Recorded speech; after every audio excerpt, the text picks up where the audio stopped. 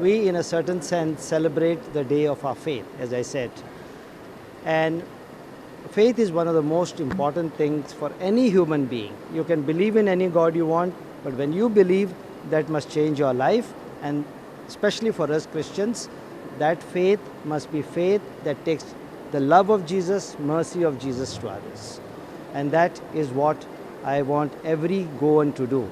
That the birth of Jesus that we'll be celebrating now at Christmas might be a moment when faith, mercy, we receive mercy from God, and that we are able to convey this mercy to everybody, especially those who are the poorest, the weakest in society.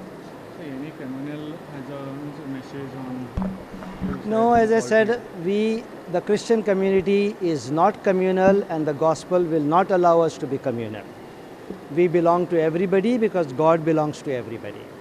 We have certain rights in the constitutions, and those constitutional rights are to be protected. We will not allow anyone to touch those rights. And that is a right to education. We are free to educate in any language that we want. We are free to teach what we want as long as it is not against the nation. So last question, demonetization has a biggest, India has survived. Demonetization, you should ask the government what it thinks about it.